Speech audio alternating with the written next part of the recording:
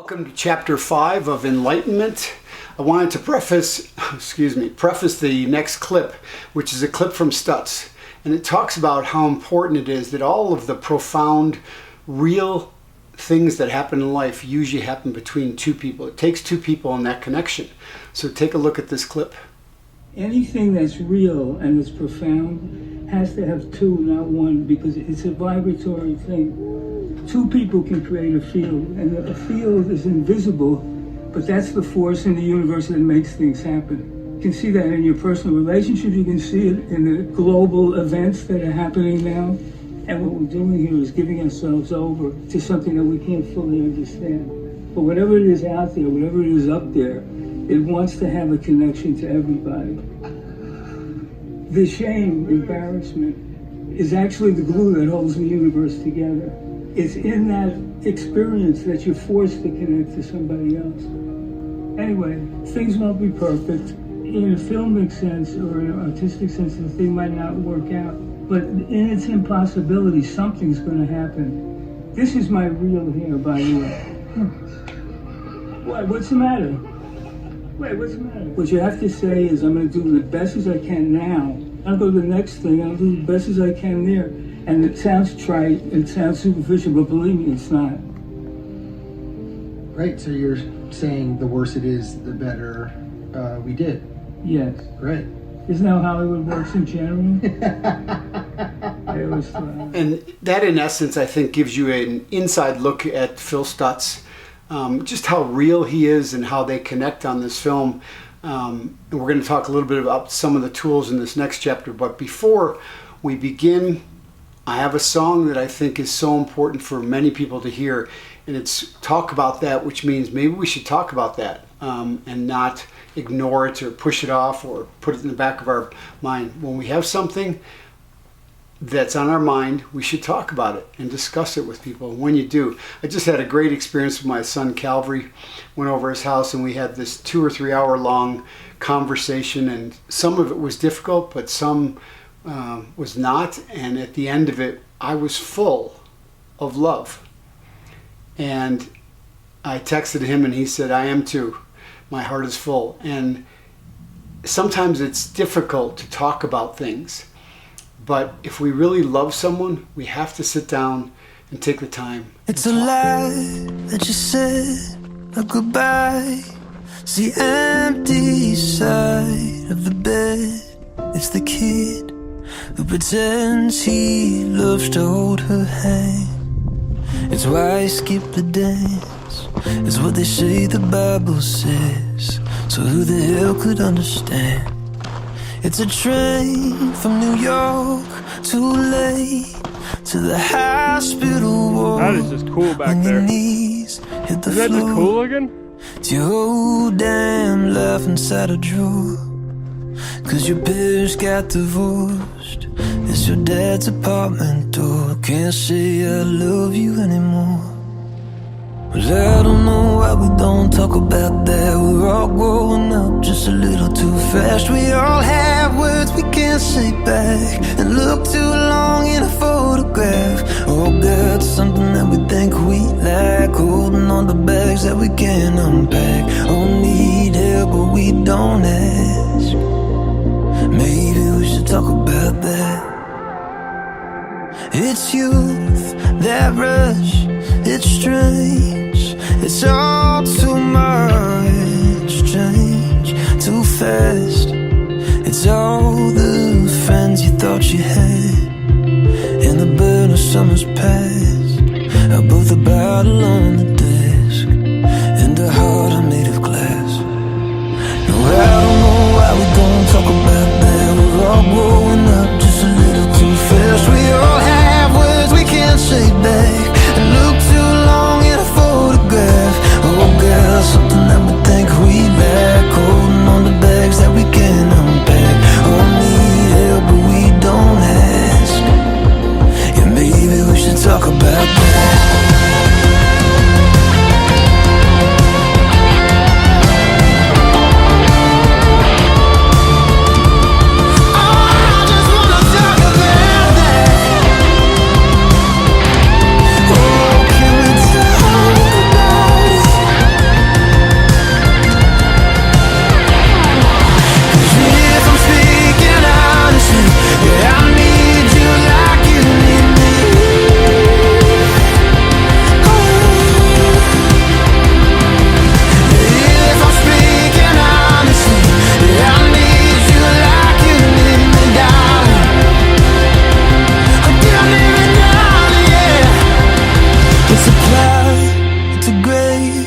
all you got is the dash between the dates. What a cost. It's what you make before it stops. Why is it so hard to say that life can be a lot and everyone's afraid? No, I don't know why we don't talk about that. No, I don't know why we don't talk about that. No, I don't know why we don't talk about that. No, I don't know why. Beautiful day up at Garden of the Gods.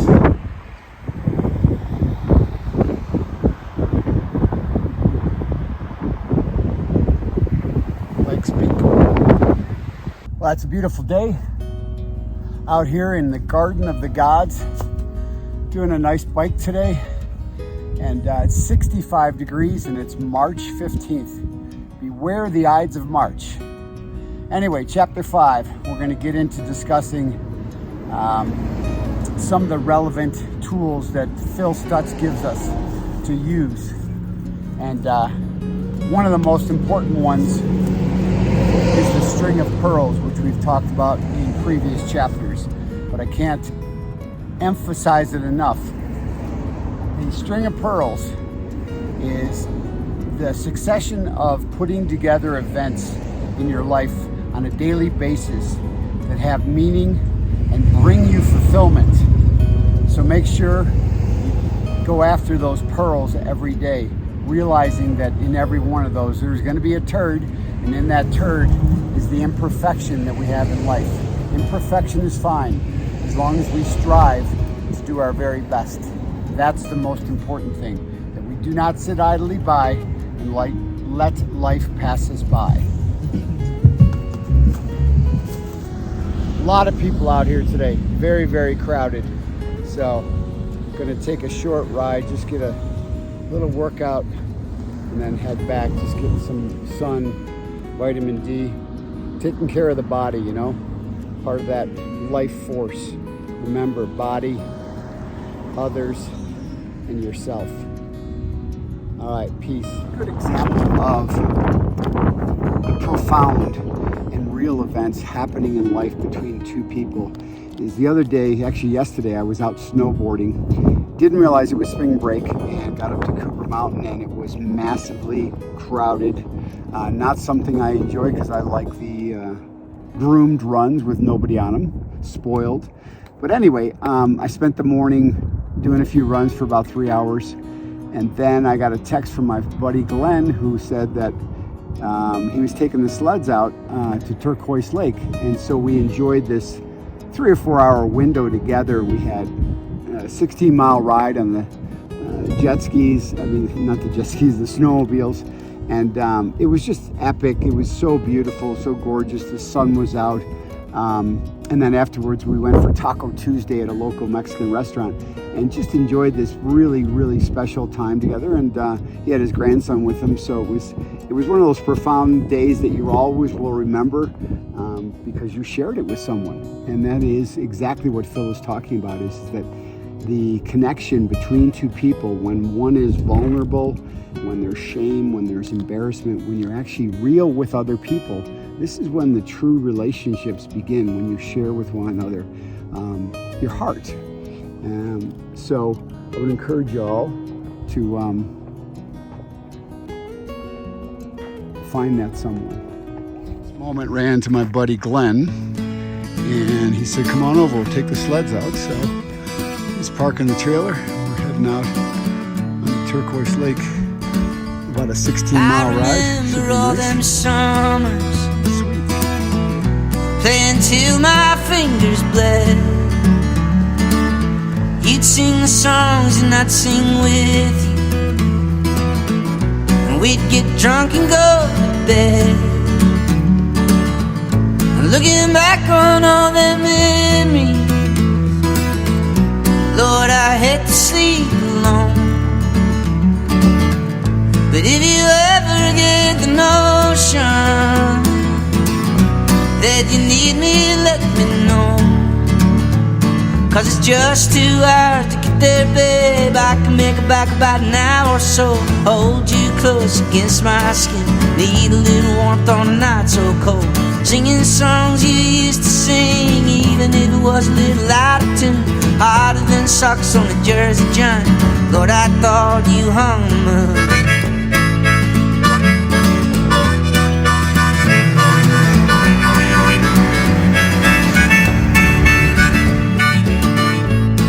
Remember all them winters, drinking wood for two we'd drown. And we'd get word there was a party, bundle up and go to town. I miss those nights of reckless glory, and I'd come back if you just called. 'Cause it's just 2 hours to get there, babe. I can make it back about an hour or so. Hold you close against my skin. Need a little warmth on a night so cold. Singing songs we used to sing, even if it was a little out of tune. Harder than socks on a Jersey giant. Lord, I thought you hung the moon. I left town when we were over, 'cause it did not feel the same. Every back road had a memory, and every memory held your name. 'Cause it's just That was an awesome morning of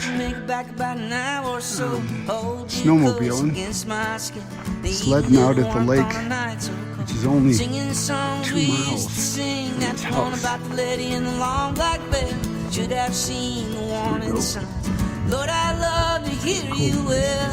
High and lonesome, hard and strong, even if it was a little out of tune. Harder than socks on a Jersey giant. Lord, I thought you hung the moon.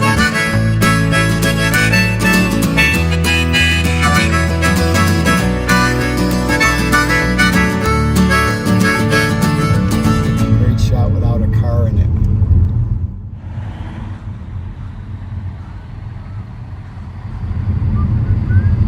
Cripple Creek. Welcome to Cripple Creek and all the casinos. They're everywhere. Is that one? No, start right up here. Hotel Palace. Right up here. Oops. Watch. They'll run that casino entrance. That's so cool. Look at these. Century Casino. Go Billy's. 1896. Oh.